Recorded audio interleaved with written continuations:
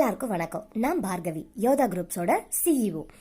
யோதா அப்படின்னா வாரியர் அப்படின்னு சொல்லாங்க. இந்த வாழ்க்கைக்காக போராடுற எல்லா இளைஞர்களுக்காகவும் தான் இந்த கிளப்பை நான் கிரியேட் பண்ணியிருக்கேன்.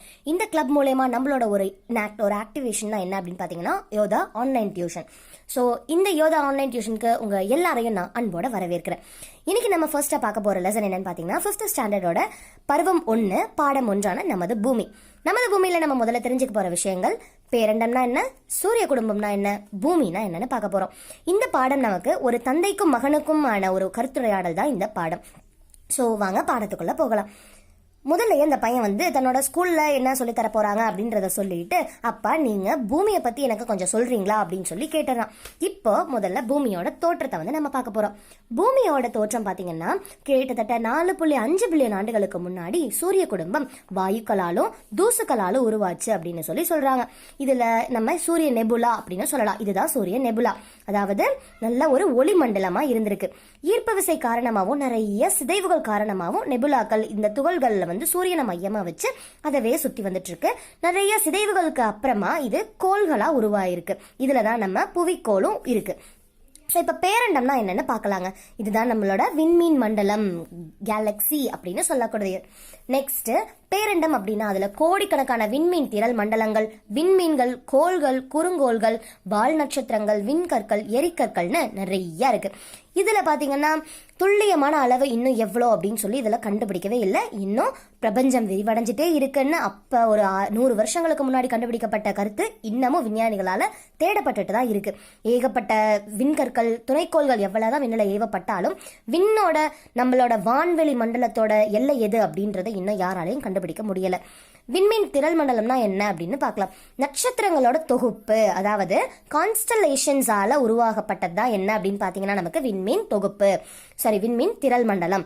இத கேலக்சி அப்படின்னு சொல்றோம். நம்ம பூமி இருக்கக்கூடிய கேலக்சி எதுன்னு பாத்தீங்கன்னா பால்வெளி மண்டலம், that is milky way Galaxy அப்படின்னு சொல்றாங்க. ஸோ இந்த மில்கி வே கேலக்சி இப்படிதான் இருக்கும். இதாவது நம்ம தூரத்துல இருந்து பாக்குறதுக்கு அழகா நட்சத்திரங்களை தூக்கி போட்ட மாதிரி ஒரு அழகா இருக்கிற ஒரு இடம் தான் பால்வெளி மண்டலம். ஸோ இதுல சூரிய குடும்பம் அப்படின்றதுனா என்ன, சூரியன் உட்பட 8 கோள்கள் இருக்கு அப்படின்னு சொல்றாங்க.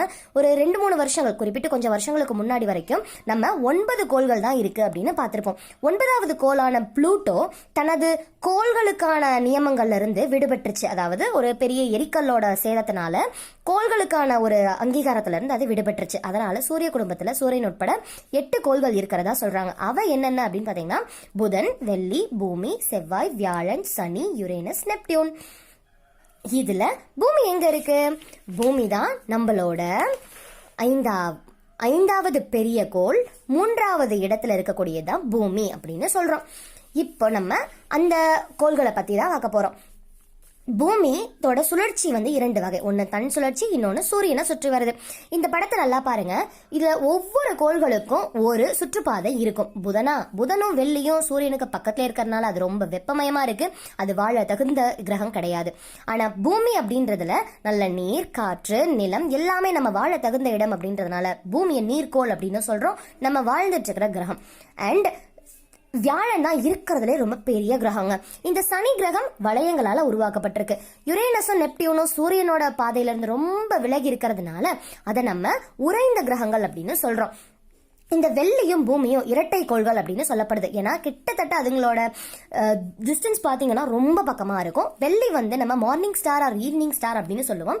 ஏன்னா நம்ம பூமியில இருந்து ரொம்ப பக்கத்துல இருக்கிற கோள் அப்படின்றதுனால அது காலை நேரத்திலையும் சரி மாலை நேரத்திலையும் சரி பிரகாசமான ஒரு நட்சத்திரமா நமக்கு தெரியும். அடுத்ததா தன் சுழற்சி அப்படின்னா தன்னைத்தானே சுற்றி வர்றது, ரொட்டேஷன். தன்னைத்தானே பூமி என்ன பண்ணுது, சுற்றி வருது. இது மூலியமா தான் இரவு பகல் அப்படின்றது நமக்கு தெரிய வருது. ஒரு நாடு இருக்கு, நார்வே அப்படின்னு சொல்லிட்டு நீங்க நெட்ல சர்ச் பண்ணி பார்க்கணும். உங்களுக்கு நான் தர ஹோம்ஒர்க், முதல் ஹோம்ஒர்க் என்ன அப்படின்னு பாத்தீங்கன்னா நார்வேயோட ஸ்பெஷாலிட்டி என்ன அப்படின்னு நீங்க பார்க்கணும்.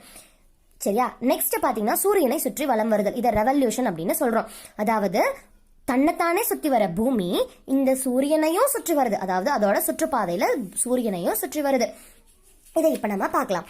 சூரியனை சுற்றி வலம் வருதல், அதாவது பூமி தன்னோட நேர் பரப்புல இருந்து 23.5 டிகிரி சாய்வாக இருந்து சூரியனை சுற்றி வருது. தன்னையும் சுற்றி சூரியனையும் சுற்றி வருதுங்க. இது மூலயமா தான் நமக்கு பருவ கால மாற்றங்கள்லாம் ஏற்படுது அப்படின்னு சொல்றாங்க. அடுத்ததா இப்ப பூமி சுற்றி வர்றதுக்கு, சூரியனை சுற்றி வர்றதுக்கு 365 நாட்கள் எடுத்துக்குது. இதுல லீப் இயர் ஒரு வருஷம், 4 வருஷத்துக்கு ஒரு தடவை நமக்கு லீப் இயர் வருது. இதுக்கான காரணம் ஒரு நாளுக்கு 23 மணி நேரம் 59 நிமிடங்கள் குறிப்பிட்ட நொடிகள் மட்டுமே பூமி ஒரு நாள் கணக்கு எடுத்துக்குது. அந்த மீதி 7 நொடிகள் 7 சேர்ந்து ஒரு வருட கணக்கு நமக்கு 4 வருஷத்துக்கு ஒரு முறை எக்ஸ்ட்ரா ஆகுது. இதைதான் நம்ம லீப் இயர் அப்படின்னு சொல்லி சொல்றாங்க. ஸோ நெக்ஸ்ட் பாத்தீங்கன்னா நம்ம பூமியோட வாழ்வு தகுதியை பத்தி சொல்லியிருக்காங்க. பூமிக்கும் சூரியனுக்குமான இடைப்பட்ட தூரம் பாத்தீங்கன்னா 150 மில்லியன் கிலோமீட்டர்கள். ஸோ அடுத்ததா நம்ம வியாழன் கோள் இதை ரொம்ப பெருசு அப்படின்னு சொல்லி பார்த்துருந்தோம். அடுத்தது பூமியோட மேற்பரப்பை பத்தி நம்ம பார்க்கலாம். பூமி நம்ம வாழ்ற இடம். நம்ம பூமியில பாத்தீங்கன்னா 7 கண்டங்களும் 5 பெருங்கடல்களும் இருக்கு. 7 கண்டங்களா? அது என்னென்ன? ஆசியா, ஆப்பிரிக்கா, வட அமெரிக்கா, தென் அமெரிக்கா, அண்டார்டிகா, ஐரோப்பா மற்றும் ஆஸ்திரேலியா. இதுல ஏசியா அப்படின்றதுல நம்ம இந்தியா இருக்கு. நம்ம அதுல தான் வாழ்ந்துட்டு இருக்கோம். இந்த ஆப்பிரிக்கா அப்படின்றது அண்ட் வட அமெரிக்கா, தென் அமெரிக்கா, அண்டார்டிகா அப்படின்னு பாத்தீங்கன்னா இது மிகவும் உறைந்த கண்டம். இங்க வாழ தகுதியே கிடையாது. ஏன்னா அந்த நிலப்பரப்பு அப்படி ஃபுல்லு பாத்தீங்கன்னா ஐஸ் மட்டும் தான் இருக்கும். அண்ட் ஆஸ்திரேலியா அப்படின்றத இருக்கிறதுலே மிகச்சிறிய கண்டம். ஆசியா தான் இருக்கிறதுல மிகப்பெரிய கண்டம். அடுத்ததான் நம்ம பார்க்க போறது நம்ம பெருங்கடல்கள் மற்றும் கண்டங்கள் நிறைந்த உலக வரைபடம். உலக வரைபடத்தை நீங்க கண்டிப்பா செஞ்சு பார்க்கணும். ஏன்னா எந்தெந்த கண்டங்கள் எங்கெங்க இருக்கு அப்படின்றத மனப்பாடமா வச்சுக்கிறது ரொம்ப முக்கியம்.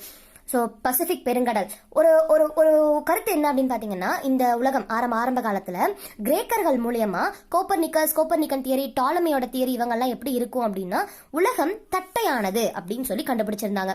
அதாவது நம்ம உலக வரைபடம் அப்படின்றது தட்டையா தான் இருக்கும், நம்ம பூமியும் தட்டையா தான் இருந்துச்சு அப்படின்னு சொல்லி சொன்னாங்க. ஆனா நிறைய எக்ஸ்பெடிஷன்ஸ், அதாவது கடல் பயணங்கள் மேற்கொண்டதுக்கு அப்புறம் தான் ஆரம்பிச்ச இடத்துக்கே ஒருத்தவங்களால திரும்பி வர முடிஞ்சது அப்படின்னா கண்டிப்பா இது தட்டையான பகுதி கிடையாது. ஏன்னா தட்டையா இருந்தா ஆரம்பிச்சிருந்தா இன்னொரு பகுதியில கீழே விழுந்திருக்கணுமே. அதனால என்ன சொல்லியிருக்காங்க, இது உருண்டை வடிவமா இருக்கு, அதாவது கோள வடிவமா இருக்கு அப்படின்றத கண்டுபிடிச்சிருக்காங்க.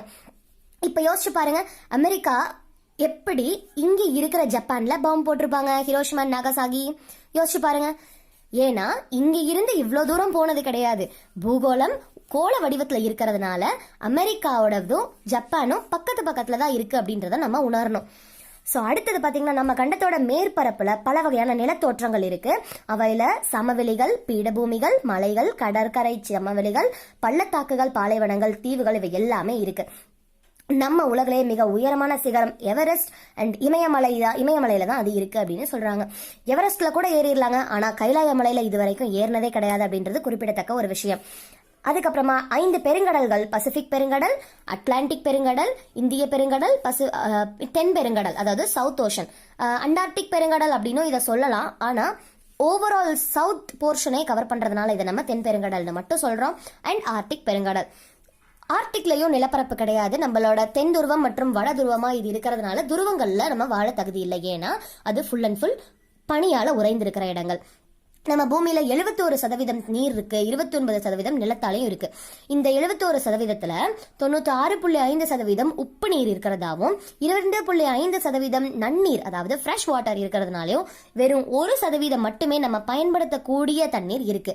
இப்ப பாத்தீங்கன்னா 1% தண்ணி இருக்கிறத நம்ம எந்த அளவுக்கு அப்ப பத்திரமா பாத்துக்கணும். இனிமேல் அது வாட்டர் வேஸ்ட் பண்ணாதீங்க. அதுக்கப்புறம் பெருங்கடல்களோட சராசரி ஆழம் 3800 மீட்டர் அப்படின்னு சொல்றாங்க.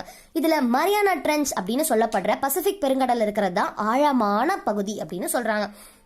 இப்போ நான் நினைக்கிறேன் கண்டிப்பா நம்ம பூமியை பத்தி நீங்க கண்டிப்பா தெரிஞ்சிருப்பீங்க. உங்களுக்கு ஏதாவது டவுட்ஸ் இருந்துச்சுனாவோ இல்ல கொடுத்த ஹோம்ஒர்க்கை செஞ்சு பார்க்கணும்னு தோணுச்சுன்னா கமெண்ட் பாக்ஸ்ல நீங்க கண்டிப்பா பதிவிடலாம். எனக்கு இந்த வாய்ப்பு கொடுத்ததுக்கு ரொம்ப நன்றி. கண்டிப்பா அடுத்த லெசன்ஸ்ல நம்ம மீட் பண்ணலாம். Thank you, take care, bye bye.